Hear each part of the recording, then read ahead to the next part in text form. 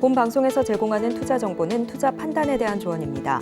방송에서 제공하는 주식의 가치, 가격 상승 및 하락에 대해서는 방송사에서 보장하지 않습니다. 네, 여러분 안녕하세요. 오늘도 장 마감 끝까지 든든하게 함께하도록 하겠습니다. 마감인방 60분의 승부 최슬기입니다. 바깥 날씨만 추운 게 아니라 시장도 너무 춥습니다. 산타, 기대했던 산타는 전혀 올 생각도 하지 않고 시장의 하락세 점점 더 깊어지고 있는 모습인데요. 자, 지금 이 시각 현재 시장 상황부터 체크해 보도록 하겠습니다. 오늘 시장 전반적으로 이 파란 불빛들이 참 눈에 많이 띄고 있습니다. 하지만 그런 가운데서도 홀로 조금씩 빨간 불빛을 드러내고 있는 게 있는데요. 바로 은행 및 금융주들입니다. 이 시장 전반적으로 산타 랠리에 대한 기대는 사라지고 있지만 연말이 다가오면 다가올수록 은행 및 금융주들은 그래도 빨간 불빛들 보여주고 있습니다. 연말 배당 시즌이 임박하면서 이 배당에 대한 기대감이 높아진 영향도 있고요. 또 인터넷 은행 전환설에 휩싸여 있는 제주은행이 홀로 급등하면서 은행주 전반의 상승세를 주도하고 있습니다. 신한금융지주가 자회사인 제주은행을 인터넷 은행으로 전환하고 또 두나무가 제주은행 지분 일부를 인수한다라는 보도가 나온 뒤로 제주은행의 강세가 계속되고 있는데요. 신한금융과 두나무가 사실 무근이다라고 지금 선을 그었음에도 불구하고 제주은행은 여전히 강세를 보여주고 있습니다. 또 신한지주 역시 지금 현재 1%대 오름세를 보여주고 있는 상황이고요. 이 밖에 KB금융, 메리츠금융지주 등도 빨간불 켜고 있습니다. 하지만 은행과 금융주를 제외하고 난다면 지금 시장 전반 거의 다 약세를 띠고 있는 상황입니다. 특히 반도체 대표주들 하락세가 시장 전반에는 큰 부담으로 작용하고 있는 모습인데요.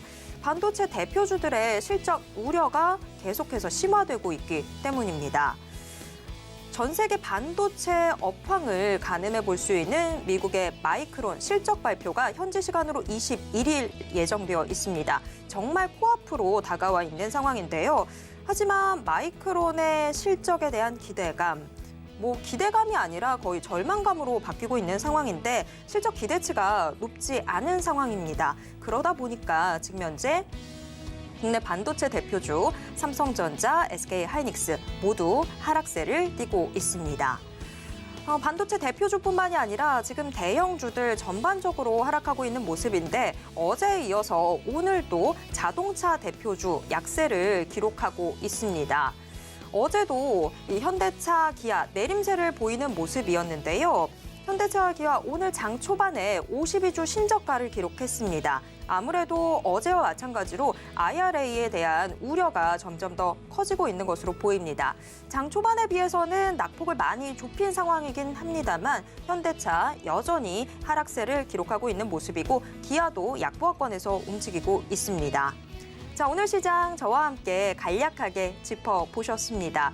오늘 시장도 참 쉽지만은 않은 상황들이 전개되고 있습니다.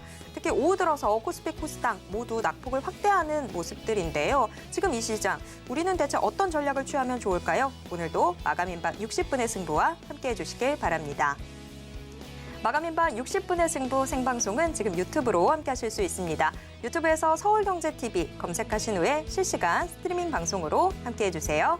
자, 그럼 마감인방 60분의 승부 시작합니다.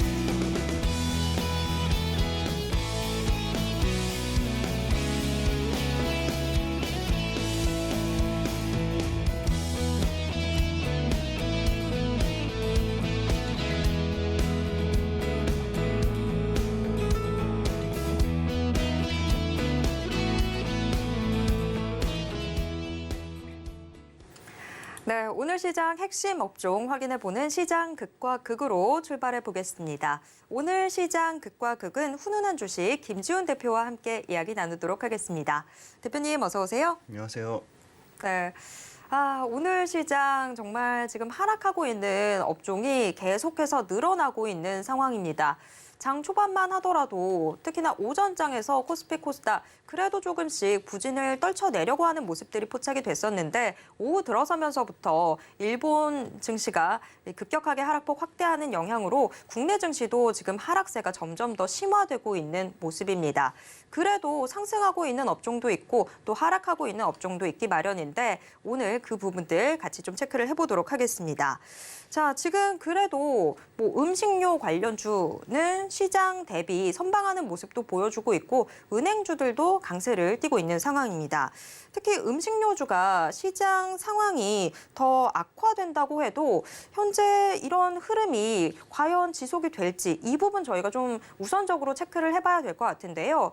음식료주 오늘 오전장만 하더라도 상당히 강세를 보여줬습니다. 지금도 특히나 음식료 대형주들은 오름세를 이어가고 있는 모습인데 과연 음식료주의 이런 좋은 움직임들 앞으로도 지속이 될 수 있을 거다라고 보십니까? 네, 음식료 관련돼서는 인플레이션의 대표적인 수혜주고요. 말씀 주신 대로 오늘 주가 상당히 부진함에도 지수 자체는 부진함에도 불구하고 CJ제일제당, 농심, 삼양식품 그다음에 롯데칠성 대부분의 음식료 오리온 포함해가지고 대부분의 시가총액 상위주들 위주로 빨간불을 보여주고 있거든요. 그래서 음식료주는 지수 대비 좀 초과 상승이 나는 업종으로 최근에 지수 빠질 때도 좀 덜 빠졌습니다.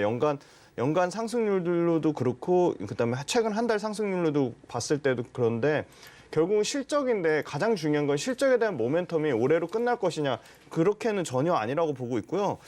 물가 상승이 아무리 지속되고 경기 침체가 온다고 해도 최종적으로는 계속적으로 그 소위 말하는 소비에 대한 지출을 끝까지 줄이지 않는 부분은 먹는 거거든요.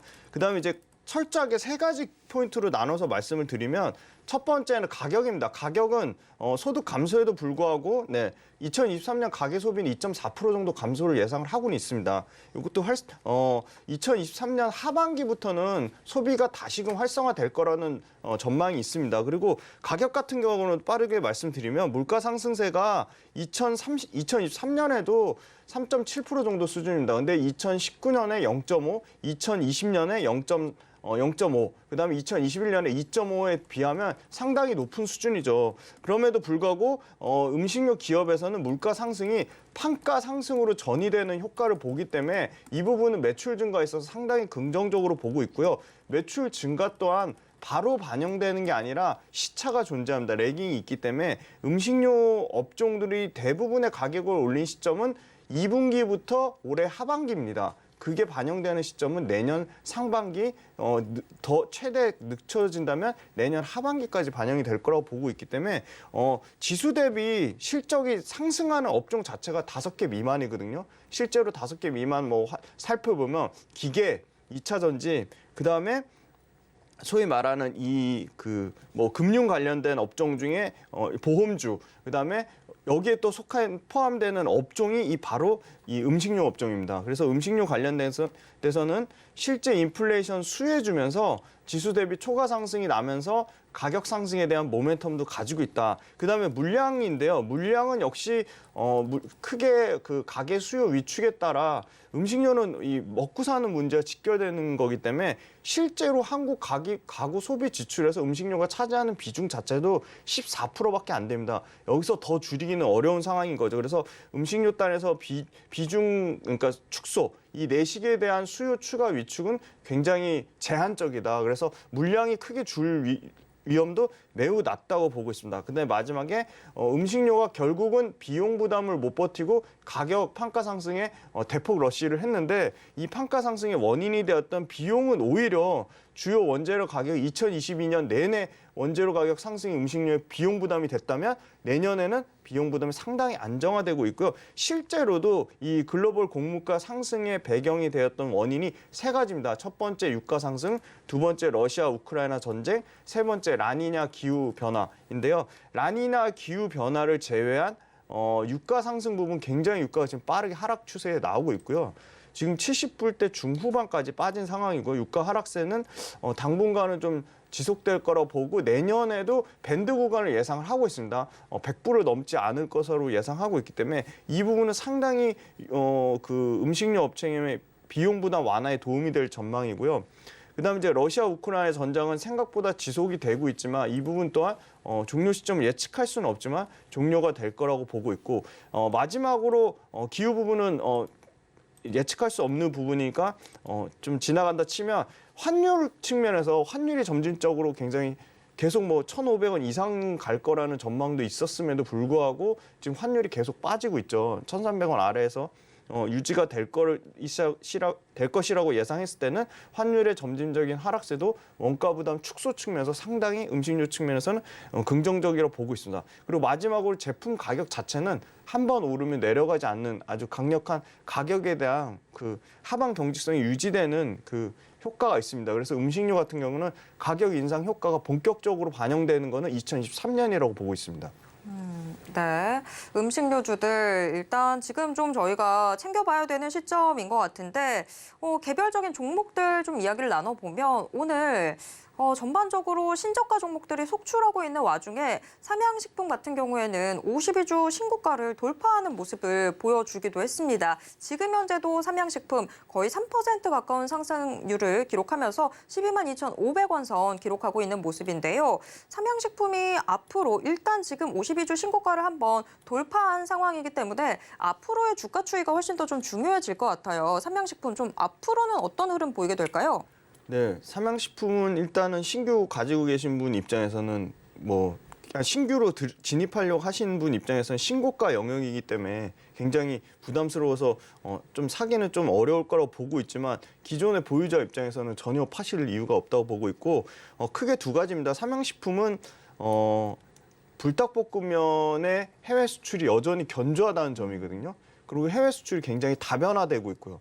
중국에 대한 의존도가 높았는데 동남아시아라든지 중동이라든지 북미 같은 경우는 지금 북미 농심이 먼저 진출해서 농심이 꽉 잡고 있거든요. 근데 삼양식품 뒤늦게 후발업체에 뛰어들어서 지금 글로벌 10위권 안에 6위에서 5등을 왔다 갔다 하고 있거든요. 근데 특징은 일본 라면 업체들이 대폭 가격을 낮춰가지고 1불대 중후반 대 낮은 가격으로 팔고 있다면 농심이나 삼양식품의 라면은 2불 중후반, 평균 판매 가격 2불 중후반으로 고부가 가치, 그러니까 고가의 라면을 잘 팔고 있거든요. 그러면서 시장 점유율은 꾸준히 올라가고 있어서 이 K 컨텐츠랑 결합돼가지고 K 컨텐츠가 워낙 지금 좋은 상황이기 때문에 삼양식품의 라면은 굉장히 지금 고성장하고 있고요. 라면 관련된 업체, 그러니까 식품 관련된 업체들의 전체 소위 말하는 평균 영업이익률 자체가 5% 정도 수준입니다. 근데 그에 비하면 삼양식품은 영업이익률 마진이 지금 12%까지 나오고 있거든요. 압도적인 영업이익 마진을 자랑한다고 봤을 때 불닭볶음면의 그 소위 말하는 견고한 시장 점유율 지위는 여전히 강력하게 유지될 거라고 보고 있고요. 두 번째는 불닭볶음면을 통한 소스류 판매가 확대가 되고 있습니다. 카테고리 마진이 확대되는 거죠. 그러면 소위 말하는 비용은 적게 들어가면서 물량은 늘어나는 효과를 보고 있고요. 그다음에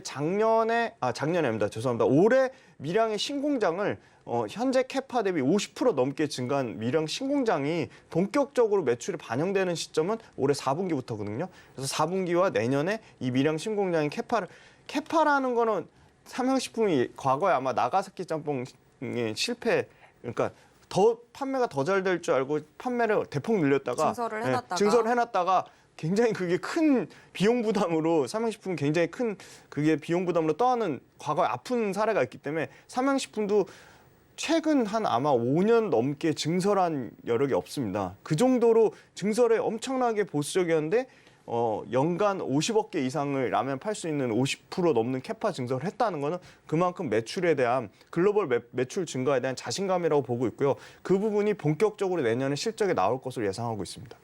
네. 사실 식품 관련주들이 증설을 했다가 바로 좀 수요가 그만큼 따라주지 못해서 피해를 봤던 사례들이 많이 있었죠. 그런 부분들 있었는데 삼양식품 같은 경우에는 지금 현재 이런 자신감들이 모습이 좀 많이 보이는 상황인 것 같습니다. 그렇게 따지면 지금 현재 4분기 실적도 조금 더 눈여겨서 살펴봐야 될 것 같습니다.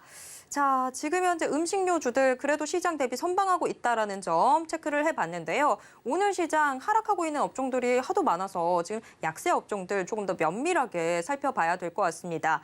거의 뭐 대다수 업종이 다 하락하고 있다 이렇게 말씀드려도 과언이 아닐 것 같은데 어제 이어서 오늘도 자동차주가 시장의 골을 깊게 만들고 있습니다.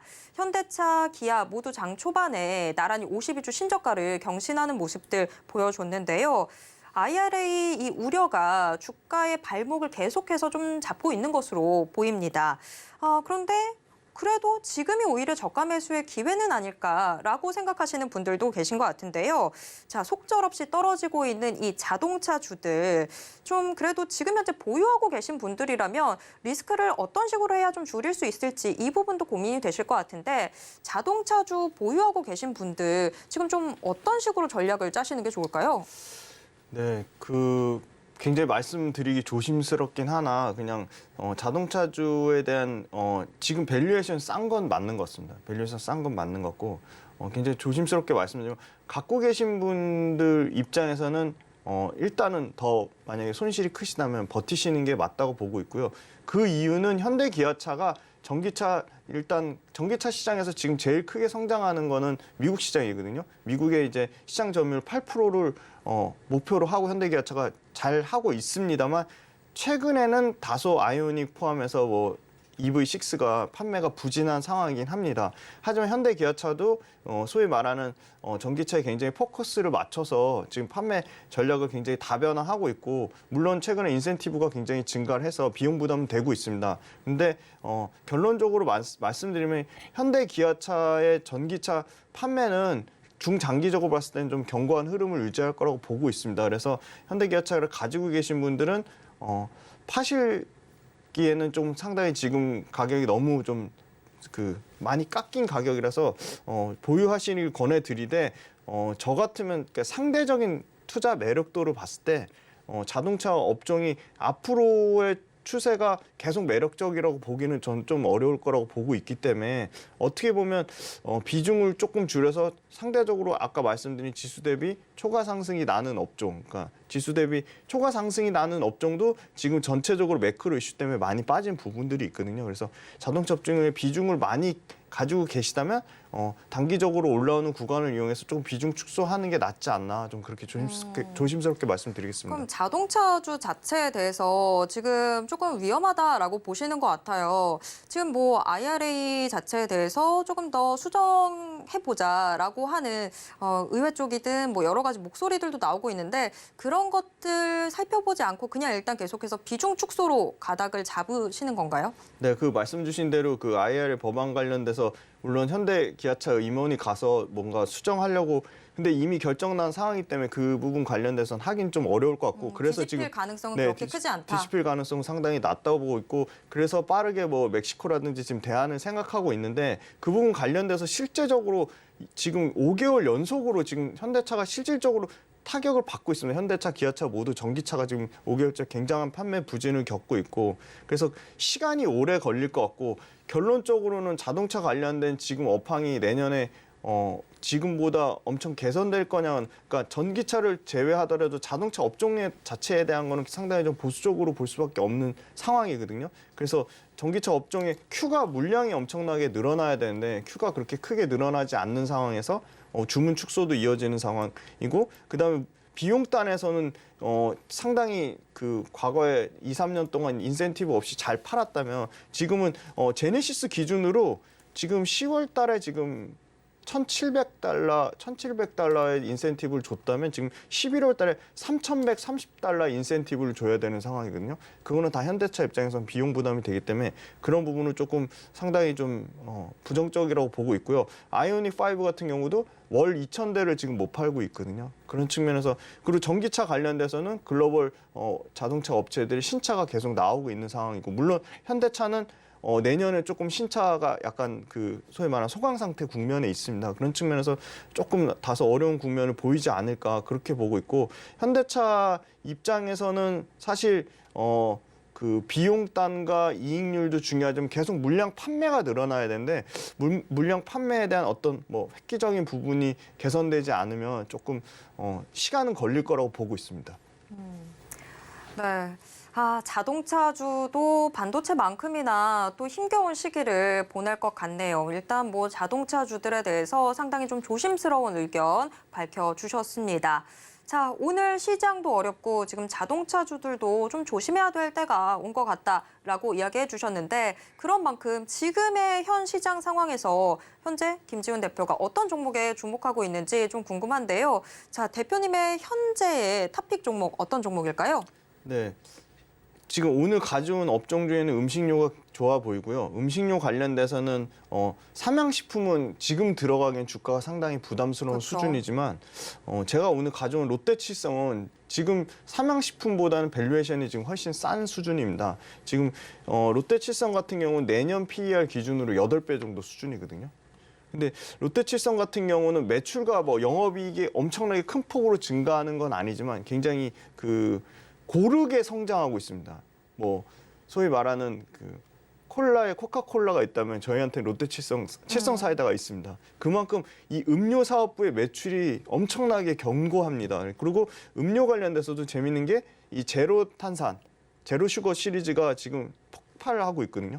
그러니까 뭐 제로 탄산만 나온 게 아니고 제로 탐스, 제로 핫식스, 제로 밀키스, 제로 실론티 등 다양하게 나오고 있고 이 제로 시장, 제로 슈거 시장에서 이미 점유율 50%를 초과를 했습니다. 그래서 계속 시장을 엄청나게 잠식을 하고 있고 제로 탄산 시장이 굉장히 큰 시장이더라고요. 그래서 매출단에서 작년에 한 1,000억이 안 되는 한 875억이라면 올해 한 1,900억까지 늘어나고요. 내년에 2,300억까지 매출이 30%씩 이 제로 탄산 시장에서 폭풍 성장할 것으로 예상을 하고 있습니다. 그다음에 두 번째는 맥주 가동률이 올라오고 있습니다. 11월 달에 클라우드 가격을 한 8.2% 올렸음에도 불구하고 클라우드를 포함해서 소위 말하는 핫한 뭐 곰표 맥주 아시죠? 네, 그거를 이 롯데칠성에서 이제 가동을 하면서 가동률이 상당히 빠르게 올라오고 있고 그다음에 최근에 나온 세로란 처음처럼 세로 드셔보셨습니까? 마셔봤습니다. 네, 어떠시던가요? 정말 이름대로 새롭던데요? 새롭잖아요. 네. 네. 그래서 그게 약간 MZ세대 타겟으로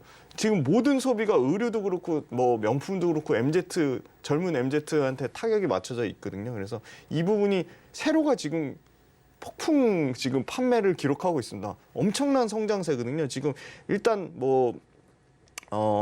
시장 점유율, 그러니까 처음처럼 자체 시장 점유율이 계속 빠졌거든요. 롯데에 대한 뭐 일본 관련된 반일 감정으로 뭐 불매운동 나왔는데 한 달 만에 680만 병이 팔렸고요. 그래서 지금 매출 관련돼서 이 뭐 소위 말하는 이 술집 주점이나 뭐 유흥 채널에는 전혀 입점이 지금 아직 안 된 상태예요. 일부 소비 채널에만 나온 수준이고 워낙 지금 처음처럼의 점유율이 4%까지 빠졌거든요.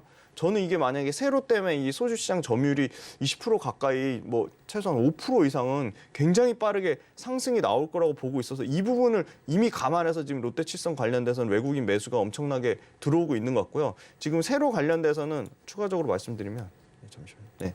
3개월간 누적적으로 700만 병이 판매가 됐습니다. 그래서 역대 뭐 판매 속도로 치면 거의 2위에 달할 정도 굉장히 빠른 속도고요. 식당 포함해서 뭐 술집, 편의점, 유통 채널에 이제 막 입점 깔리기 시작했다. 그러면 2023년에 새로 요 브랜드로만 한 매출 1,000억 이상을 기대를 하고 있습니다. 네, 김지훈 대표님 롯데칠성 영업 측면에서 나오신 줄 알았어요. 자, 김지훈 대표님의 현재 탑픽 롯데칠성이라는 부분 같이 체크를 해봤고요. 가격 전략은 잠시 후 화면을 통해서 공개하도록 하겠습니다. 지금까지 훈훈한 주식 김지훈 대표와 함께 이야기 나눴습니다. 대표님 고맙습니다. 감사합니다.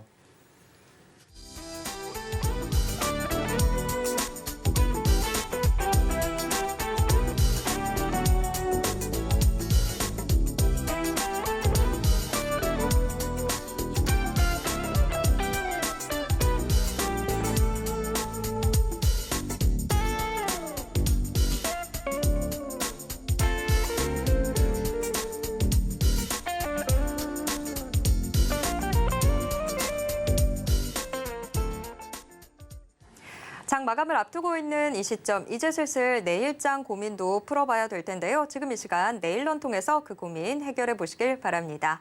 자, 오늘의 내일런은 AJ 인베스트먼트 이재규 대표와 함께 이야기 나누도록 하겠습니다.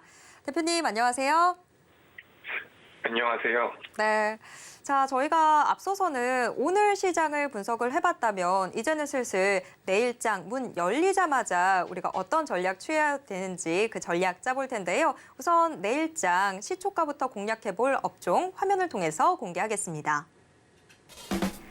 내일장 시초가 공략 업종 지금 공개하도록 하겠습니다.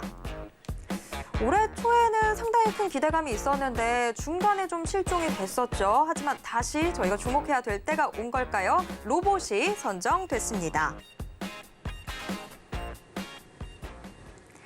네, 내일장 시초가 공략 업종 로봇이 선정됐습니다.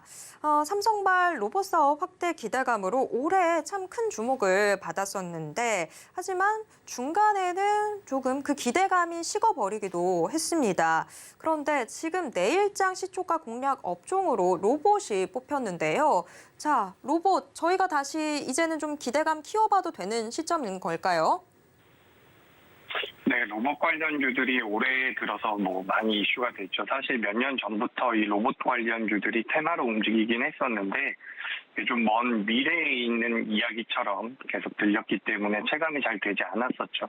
하지만 이번에 우리가 코로나도 겪고 러시아 우크라이나발 사태가 터지면서 이 로봇 산업 같은 경우는 충분히 발전할 수 있을 만한 여러 가지 환경이 조성됐다라고 보실 수 있을 것 같습니다. 코로나가 발병하면서 인건비에 대한 부분이라든지 러시아와 우크라이나가 전쟁을 하면서 원자재 수급 등을 비롯해서 어떤 연관성이 있냐면 러시아랑 우크라이나가 전쟁을 벌이면서 원자재 가격이 올라갔고 우리 같은 소비자들 입장에서는 가격이 물가가 올라간다라고 느끼지만 또 기업들 입장에서는 원재료 가격이 올라가기 때문에 여러모로 부담이 되는 거죠. 그래서 기업이 이제 기업을 운영하는 데 있어서 원가 절감이라든지 인건비 같은 부분이 이제 기업 운영하는 데 굉장히 중요한 영향을 미치는데 이번에 코로나로 인한 팬데믹이라든지 러시아 우크라이나 전쟁으로 인한 인플레이션 때문에 여러 가지 이제 기업의 그 사업 구조를 많이 변경하는 상황이라고 보시면 될 것 같습니다. 근데 여기서 원재료 가격을 낮추는 데에는 어느 정도 한계가 있고 지금까지 계속해서 해왔었던 부분이기 때문에 추가적인 기업 자체가 자금을 아낄 수 있는 여력이 적다라고 한다면 인건비에 대한 부분은 로봇 산업을 통해서 충분히 대체가 가능하다라고 지금 시장에서는 판단을 하고 있습니다. 그래서 계속해서 이제 로봇 시장이 규모가 커지고 있는 상황인데 현재 글로벌 증시에서 로봇에 관련되어 있는 모멘텀이 애플 쪽에서도 계속 나오고 있고 글로벌 기업 우리나라 같은 경우도 LG전자라든지 삼성에서 계속해서 투자를 하겠다라는 얘기들이 나오고 있죠. 시장에서 가장 유명하게 뜨겁게 움직였었던 2차 전지 같은 경우도 공장을 만드는 데 있어서 자동화 공정이라고 해가지고 로봇가 계속해서 들어가고 있는 상황입니다.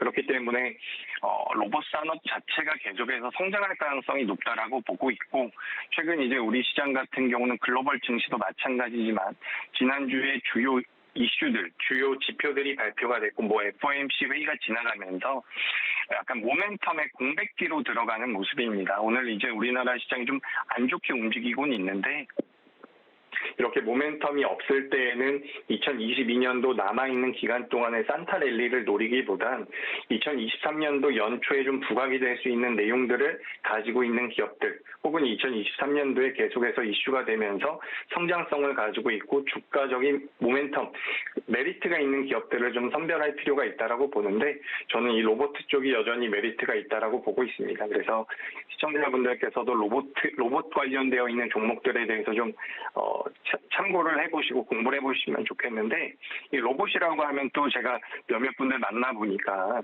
만화에 나오는 그런 로봇들만 생각하시는 분들도 계시던데 산업용 로봇도 있고요. 로봇이 종류가 굉장히 많습니다. 그래서 앞서 말씀드렸던 것처럼 기업들이 인건비를 줄이기 위해서 로봇을 채용하고 로봇 자동화 설비를 많이 늘리는 것도 맞지만 실질적으로 지금 GDP 상위 국가들 같은 경우는 또 저출산의 고령화가 계속해서 진행되고 있다라고 하죠. 그래서 이게 뭐 당장에는 로봇 산업이 성장하는 거에 우리가 초점을 두겠지만 어떻게 보면 시간이 지났을 때 자연스럽게 사람들이 하는 일을 대체할 수 있는 부분이기 때문에 이게 좀 계속해서 불가항력적인 변화가 아닐까라고 생각을 하고 있습니다. 그래서 이 로봇 관련주들은 지금부터 어떻게 보면 성장이 출발이 될 것이라고 보고 있는 거죠. 우리가 수년 전에 이제 스마트폰이 없었을 때만 하더라도 스마트폰 시장이 얼마나 성장할까라는 의구심이 들었지만 급속도로 성장을 했듯이 로봇 산업 같은 경우도 그렇게 성장할 가능성이 높다라고 보고 있습니다.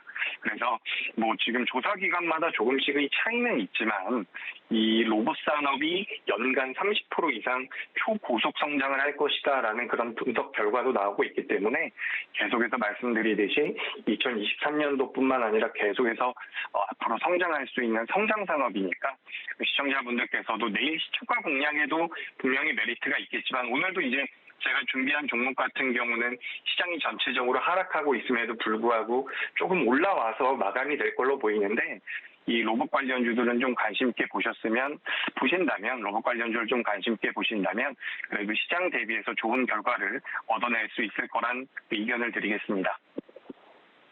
네, 대표님이 말씀해 주신 그대로가 저인 것 같아요. 저만 해도 아직 로봇 하면 만화 속에서 봤던 모습들 많이 생각하곤 하는데 사실 뭐 로봇이 이미 산업 현장에 많이 들어와 있죠. 계속해서 이런 로봇의 활용성 높아질 것으로 기대가 되는데 그렇다면 많은 관련주들 중에서 과연 어떤 종목에 집중해야 하는지 화면을 통해서 공개하도록 하겠습니다. 내일장 시초가 공략 종목 지금 공개하도록 하겠습니다. 네, 로봇 외에도 철도 또 전기 자전거 등 많은 이 사업 분야가 얽혀있는 SPG가 선정됐습니다. 네, SPG 오늘 오전장에서 대체로 오름세를 띠고 있었었는데 시장이 하락하면서 SPG도 상승폭 대부분 반납한 모습입니다. 그럼에도 불구하고 지금 현재도 소폭의 오름세에 띠고 있는 상황인데요. 17,550원 선 기록하고 있습니다. 네, 내일장 시초가 공략 종목으로 SPG가 선정이 됐습니다. 자, 대표님, SPG 저희가 주목해야 되는 이유가 뭘까요? 네, 이 SPG 같은 경우는 제가 로봇 관련주로 설명을 드려보자면 로봇 같은 경우는 이제 그 로봇을 구동하는 데 있어서 구성하는 데 있어서 인지와 판단과 구동이라는 메커니즘을 가지고 있다라고 합니다. 근데 거기에서 이제 구동 분야가 제조 원가에서 약 70% 정도를 차지한다라고 하는데 거기에 이제 들어가는 게 모터라든지 감속기 같은 거라고 해요. 근데 SPG 같은 경우는 전 세계적으로 일본에서 많이 점유율을 가지고 있는 감속기 부분이라든지 모터 부분에서 국산화를 어느 정도 성공을 했고 기술력을 계속해서 끌어올리고 있는 상태이기 때문에 앞으로 이제 이 로봇 산업이 성장하게 된다면 SPG 같은 경우는 어쨌든 어떻게 보면 후발주자이기 때문에 앞으로 성장할 여력이 굉장히 많이 남아있다라고 보고 있습니다. 그래서 이제 로봇 같은 경우가 과거에 비해서 지금 굉장히 정교하게 움직임이 나오고 있는데 그런 정교한 움직임을 만들어내기 위해서는 모터라든지 감속기 등이 이런 부품이 계속해서 많아져야 된다라고 합니다. 그래서 부품이 많아서 좀 더 정밀하게 움직일 수 있게 만들어주는 거죠. 그래서 SPG는 그런 감속기라든지 모터 관련 생산을 한다라고 보시면 될 것 같고 매출액 같은 경우도 뭐 전년 대비 20% 정도, 영업이익 같은 경우는 약 40% 정도의 증가가 예상된다라고 하는데 지금 이 SPG가 생산하고 있는 제품들이 미국이나 중국 쪽에 굉장히 고마진 제품으로 들어가고 있기 때문에 실질적인 실적 향상이 내년에는 본격적으로 될 가능성이 높다라고 보고 있습니다. 그래서 전 세계적으로 이 SPG가 만드는 제품들의 점유율이 일본 쪽에 굉장히 많은데 지금 이제 이 SPG가 생산을 하면서 일부 물량 같은 경우는 또 일본 쪽에도 납품을 샘플 매출이 발생하고 있는 상황이라고 해요. 그렇기 때문에 계속해서 성장할 가능성이 높고 그동안 이 SPG가 아닌 일본 제품을 사용했었던 일본 부품을 사용했었던 다른 기업들 같은 경우도 한쪽에서만 부품을 납품받게 된다면 가격적인 메리트가 생기지 않고 한쪽 공장이 좀 문제가 생긴다면 수급에도 차질이 생길 수가 있기 때문에 부품 같은 경우는 계속해서 이원화를 하려고 할 겁니다.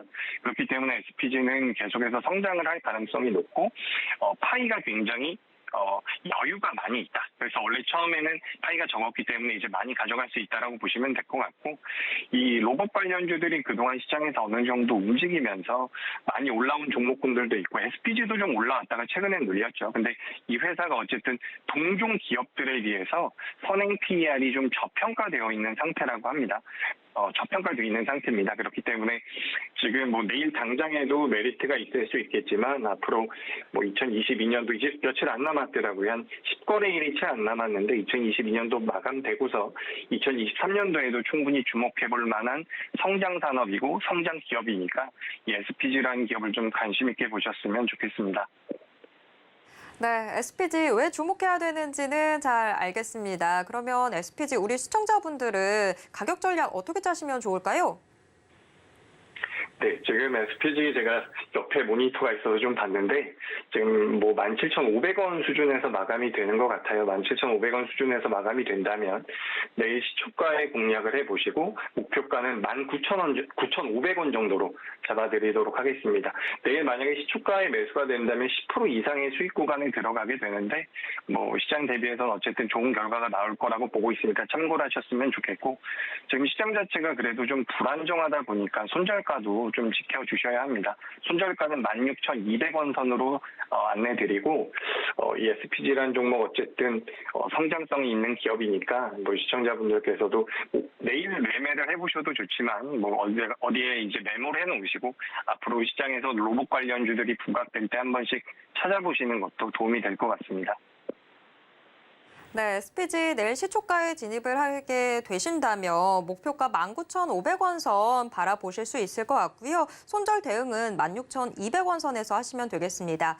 하지만 로봇 관련주 자체로 지금 현재 관심 종목 안에 넣어두신 채로 조금 더 지켜보시는 것도 좋을 것 같습니다. 자, 이렇게 내일장 시초가 공략 종목으로 저희가 SPG 소개를 받아봤습니다. 지금까지 이재규 대표와 함께 이야기 나눴습니다. 대표님 고맙습니다. 감사합니다.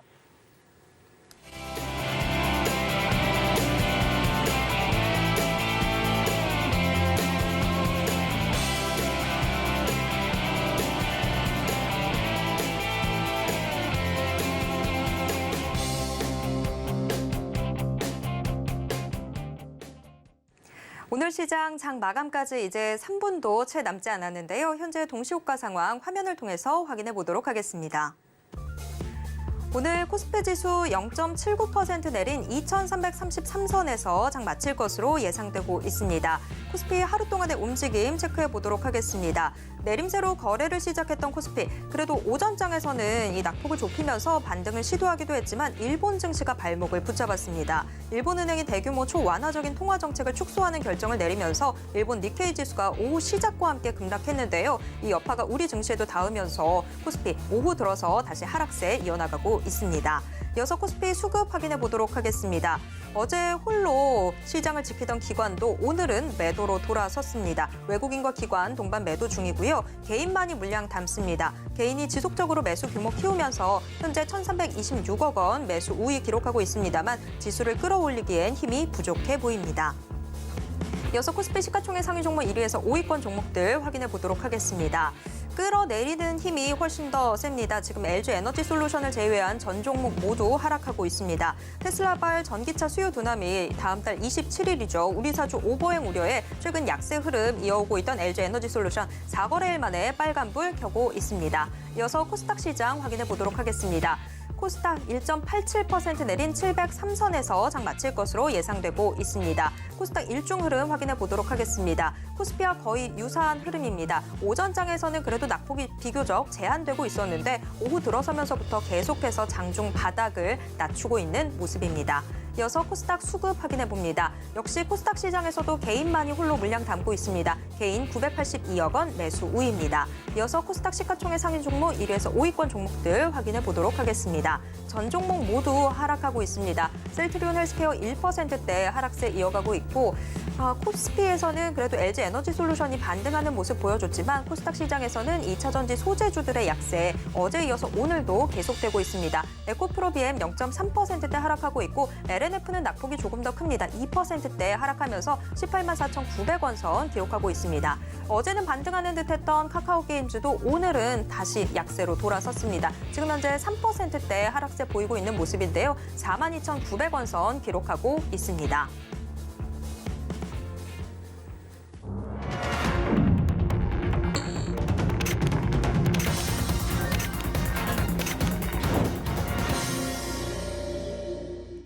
네, 이번 코너는 이정수의 신의 한 수 시간입니다. 매일 장 마감 이후 서울경제TV 리드온 이정수 파트너가 시장 분석과 함께 특징주들 짚어드리고 있는데요. 지금 이정수 파트너 전화 연결되어 있습니다.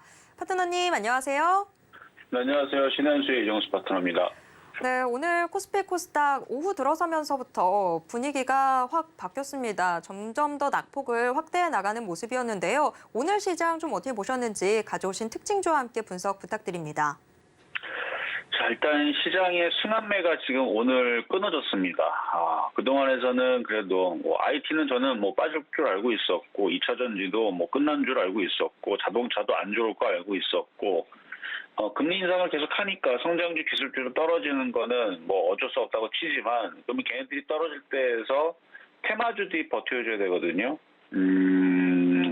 그동안에서는 중국 소비주가 잘 버텨줬는데 오늘 중국 소비가 빠졌습니다. 얘네들도 많이 올라갔기 때문에 떨어지는 거는 그럴 수 있어요. 지금 여행주, 항공주, 그다음에 카지노, 화장품, 그리고 OTT, 영상 컨텐츠 등등의 중국 소비주들 그동안 올라왔었으니까 떨어지는 거는 괜찮은데 그러면 그게 떨어지면 다른 쪽이 가야 되거든요. 음식업종에 가든 사료주가 가든 방산주가 가든 아니면은 의외로 다른 애들이 뭔가가 튀어 날아가든 아니면 제약주가 가든 뭔가가 가야 되는데 오늘 그렇게 세게 올라가는 게 별로 없습니다. 장중에 사료주 잠깐 움직인 건 있었지만 너무 흐름이 약하고요. 제약주가 조금 반등을 주면서 IT와 자동차와 철강주, 조선주 이런 거에 떨어지는 것들을 조금 어느 정도 맞춰주면서 그쪽에 순환매가 나왔으면은 이 흐름은 괜찮았을 텐데 그 흐름도 아니고 일단 배당 관련주로 포함이 되는 은행주, 보험주들은 흐름들이 나쁘지는 않았습니다만 그쪽도 그렇게 강하다라고 얘기하기는 조금 어설퍼요. 지금 오늘 전 종목이 지금 하락하는 느낌인데 일단 미국 시장을 좀 보면은 미국 시장은 아직 더 빠질 자리가 남았으니까 61선까지는 어쨌든 테스트하러 내려올 겁니다. 들어줘도 떨어지게 돼 있다 그랬죠. 하루 이틀은 더 빠질 거니까 미국 시장은 올라가지 못한다라는 얘기를 지난주 금요일 날 했던 얘기입니다. 지난주 금요일 날에 떨어지는 거 보고 더 떨어질 거니까 그렇게 알고 있어라 해가지고 금요일 날 저녁에서 미국 시장이 빠진 거고요. 그리고 어제도 빠졌고 오늘도 반등 줘봤자 의미가 없어요. 떨어지게 돼 있으니까. 떨어질 만큼 떨어진 다음에 미국 시장은 반등을 줄 때 우리나라 시장은 많이 빠졌던 쪽에서 순환매가 나와야 되는데 근데 지금 우리나라 시장의 종목들이 전체 다 떨어지는 거 봐서는 일단 분위기가 안 좋은 느낌으로 흘러갑니다. 뭔가 지금 안 좋은 상황이 뭔가가 있는 것 같아요. 뭔지는 어차피 뉴스라는 거는 만들어내는 거니까 경기 침체에 모르는 사람들이 어디 있어요, 그렇죠? 그래서 경기 침체로 가는데 거기서 이제 뭔가를 또 가미해가지고 더 충격적인 얘기들을 꺼내면 그러면은 쿵 하고 떨어지는 거고 어쨌든 분위기가 그렇게 좋은 흐름의 오늘 하루는 아니었습니다. 뭔가 안 좋은 얘기, 안 좋은 흐름으로 가고 있는데 거기서 어느 정도 예상할 정도의 안 좋은 흐름 속에서 순환매가 나왔으면은 그냥 편안하게 가면 되는데 순환매가 오늘 별로 그렇게 보이지 않았어요. 그래서 이번 주 내에서 좀 순환매가 나오는지 좀 확인이 좀 필요하고 그래도 우리나라 시장이 오늘 좀 저는 잘 버텼다고 판단을 하는데 왜냐면은 코스피 같은 경우는 일단 60에서는 지지해주고 버텨줬습니다. 근데 이것도 마찬가지 이렇게 버텨주고 나서 다른 업종의 섹터가 강했으면 좀 편안하게 다른 업종 섹터 강하면 여기서 그래도 버티면서 움직이거든요. 근데 지금 오늘 모든 섹터들이 안 좋은 흐름으로 가고 있는 느낌이라서 잘하면은 저점이 깨지고 요 저점까지 여기 깨지고 이쪽을 내다봐야 될지도 모르겠어요. 근데 이건 확정은 아닙니다. 그러니까 오늘 순환매가 끊어졌기 때문에 사람도 피가 돌면서 살잖아요. 근데 피가 멈추면 돌질 않고 가만히 있으면 안 되는 것처럼 호수 물도 순환하면 썩지 않지만 그게 딱 물이 흐르지 않으면 그냥 딱 가둬져 있으면 썩죠. 그런 것처럼 순환매가 나와야 되는데 빠지는 거는 좋다 이거예요. 빠지면 다른 쪽이 움직여야 되는데 다른 쪽이 움직이는 애들이 지금 안 나왔습니다, 오늘. 그러니까 내일도 순환매가 나오는지 안 나오는지 다른 쪽에 빠지면 다른 쪽이 올라가지고 그래야 되는데 지금 그 흐름이 멈췄기 때문에 이거는 조금 더 두고 봐야 될 것 같고요. 코스닥도 지금 저점은 깨졌어요, 오늘로서 저점은 깨졌는데 이제 내일 반등을 줄 거냐, 더 떨어질 거냐. 떨어지면 이제 전저점하고 싸워야 됩니다. 그래서 오늘 아시아 증시도 대체적으로 안 좋았습니다. 일단은 중국 증시 어제에 이어서 코로나 때문에 해서 안 좋은 것도 있고 경기 침체로 인해서 안 좋은 것도 있고 홍콩 증시, 대만 증시 마찬가지 중화권 다 안 좋고 오늘 그리고 일본 증시가 오늘 장중에 3% 가까이 잠깐 급락을 했다가 꼬랑지를 달았는데 여전히 약하게 지금 마무리가 될 것 같죠. 오늘 저녁에 미국 시장과 유럽 시장이 빠지는 거는 어쩔 수 없는데 얼마나 빠질 거냐 그리고 빨리 빠진 다음에 반등이라는 걸 줄 거냐 일단 이게 확인이 돼야 매매로서 좀 편할 것 같고 지금 상황으로는 일단 좋지 않은 오늘의 하루 흐름을 보고 무조건 안 좋다라고 예단하기는 좀 어렵지만 어쨌든 오늘 좋은 흐름은 아니었다. 별로다라는 말씀 드리면서 또 관망하시는 게 좋을 것 같아요. 당분간은. 자, 그럼 종목 두 가지 살펴볼 건데요. 자, 먼저는 바른손 ENA. 바른손 ENA. 자, 아바타 관련주 쪽인데 미국 쪽에서 아바타에 대한 매출이 시장 예상치보다 하회할 것이라는 소식이 전해지면서 오늘 우리나라에서도 아바타 관련주들, 그러니까 영상 컨텐츠 관련주들이 오늘 급락을 했습니다. 덱스터도 8% 빠졌고요. 바른손 ENA는 9.5% 빠졌는데 근데 매매 시장으로 보면 다시 올레자리로 1,000원대 이하로 내려오면 다시 매수가 되는 자리로 와요. 그러니까 매매하는 사람들은 내려올 때 1,000원 이하에서 다시 사면 되는 거고요. 위에서 물린 사람들은 그러길래 왜 올라갈 때 사갖고 물립니까? 지금 매매 시장인데 수익이 났으면 팔아야 되는 거고 올라갈 때는 쫓아가지 말아야 되는 거지. 라는 아주 단순한 박스권 매매 방법 말씀드리면서 두 번째는 SK하이닉스인데요. 해줄 얘기는 많은데 이미 여기저기서 많이 했으니까 IT 섹터는 안 됩니다. 쉽지 않아요. 하이닉스 4분기 실적 부진 전망 일단 4분기 예상보다 더 안 좋을 걸로 기대치보다 더 안 좋다라고 지금 보고서에서 계속 얘기 나옵니다. 그리고 영업 손실 적자 얘기 나오고 있고요. 적자 전환으로 지금 되는 이 흐름에 대한 얘기들. 그다음에 마이크론도 이제 21일 날에 실적 발표하는데 마이크론 실적도 안 좋게 지금 예상이 되고 있다 그래요. 그러니까 21일 날에 마이크론 적자 전환이 되는지 안 되는지 일단 뉴스가 나오면 그때 IT 섹터들은 움직임을 다시 보고 대응하시는 게 좋을 것 같습니다. 일단 안 좋을 것 같다는 말씀만 드릴게요. 자, 세 번째는 TIM인데요. 어제도 얘기했지만 흐름이 그래도 오늘까지도 강했는데 오늘 좀 거래가 실렸죠. 차익 실현 매도 나온 겁니다. 외국인들이 매도했어요. 그래서 기타 금융하고 아직 기관하고 금융투자를 매도 안 했으니까 한 번 더 오르겠죠. 22.5% 올라갔다는 거 말씀을 드리면서 시장 점수는 어제보다 좀 안 좋습니다. 시장 점수 70.2, 매수 포인트 80.5 그리고 제약주 80.5 평가하도록 하겠습니다. 여기까지 이정수의 신한수였습니다. 네, 시장 점수까지도 들어봤습니다. 지금까지 이정수 파트너와 함께했습니다. 파트너님 고맙습니다. 네, 감사합니다. 네, 오늘도 마감인반 60분의 승부 1시간 동안 숨가쁘게 달려왔습니다. 참고로 본 방송에서 제공해드리는 정보는 투자 판단에 대한 조언일 뿐 해당 주식의 가치와 수익률을 보장하진 않습니다. 또 서울경제TV, 서울경제신문은 당사의 브랜드입니다.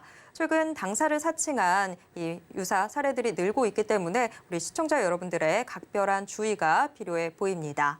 자, 오늘도 여러분 함께해 주셔서 고맙습니다. 저는 내일 이 시간 다시 돌아오도록 하겠습니다. 함께해 주신 여러분 고맙습니다.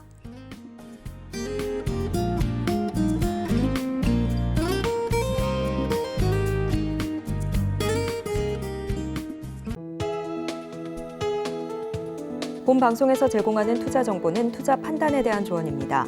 방송에서 제공하는 주식의 가치, 가격 상승 및 하락에 대해서는 방송사에서 보장하지 않습니다.